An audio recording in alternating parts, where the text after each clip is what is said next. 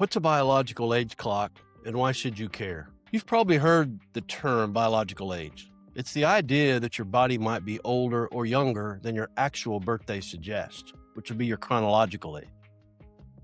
An aging clock is simply a tool that combines multiple health markers, things like blood tests or patterns in your DNA, and runs them through an algorithm to estimate how your body is aging. Think of it this way. Your grip strength might suggest you're 45. Your kidney function might suggest 55, and your inflammation markers might say you're 50. No single number tells the whole story. The clock tries to combine all of it into one picture. Here's the problem. Most people don't realize that those computer tests that you can order online were developed in research labs under ideal conditions. When the scientists published their work, they reported error rates, maybe plus or minus 3 or 4 years. But that was with perfect samples handled perfectly. When you collect a sample at home and mail it across the country, the error gets bigger. How much bigger? That's the problem. Nobody knows. The companies selling those tests don't publish that information. So if your test says your biological age is 52, it might really be anywhere from 45 to 60. And if you test again in 3 months and it says 48, that might just be random variation, not actual change in your biology. Without knowing the error rate, a single test or even a series of tests doesn't tell you much that's useful. Now, there's a newer generation of clocks that work differently, and that's what I want to talk to you about at the Oklahoma Health and Wellness Summit. Instead of expensive DNA tests you mail away, these clocks use standard blood and urine tests, the kind your doctor already orders or should order, from any lab like Quest or LabCorp. Things like your complete blood count, kidney and liver function, glucose, cholesterol, and inflammation markers, tests that clinical labs run millions of times a year with known published accuracy. The newest one, called Lineage 2, it's LIN, capital AGE, the number 2, was just published this year.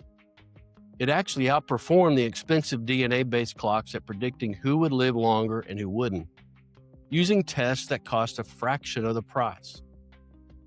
Here's why that really makes this test different.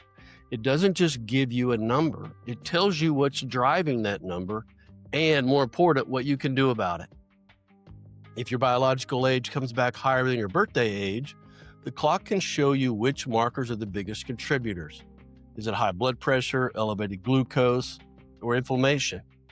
And because these are standard clinical markers, your doctor already knows how to address them, or should know.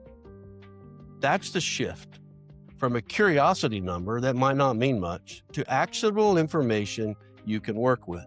At the Oklahoma Health and Wellness Summit, March 9th and 10th, 2 of our keynote speakers are Dr. Matt Kaberlein and Dr. Brian Kennedy. Matt and Brian met and worked together at the University of Washington. Now, Dr. Kennedy is director of the Center for Healthy Longevity at the National University of Singapore. His team developed the Lineage 2 biological age clock. I'll have both of them on stage to discuss this game-changing tool for determining what factors are aging us faster or slowing us down. This is decades-long research that may very well be the benchmark going forward for determining what factors are aging each of us individually. I've been following Dr. Kaberlein and Dr. Kennedy for a few years now, and I'm incredibly excited to have 2 of my heroes here at OKC talking about this great breakthrough. I haven't confirmed it, but I think this will be the first time they'll be together talking about Lineage 2 and its future implications on stage at the same time. We're going to talk about what these clocks can and can't tell you, how they're changing the way doctors think about prevention, and what it means for regular people who want to take charge of their health. And the best part to me is that it's all personalized. It fits perfectly with what we're focused on at the summit, how to become your own best healthcare advocate and how to help you build your own personalized healthcare program. Whether you're a medical professional curious about where this science is heading, or someone who just wants to understand what's real and what's hype, I think you'll find this conversation valuable. Go to healthycityinitiative.com, see our list of speakers and our schedule, and please sign up. We hope you to join us March 9th and 10th here in Oklahoma City.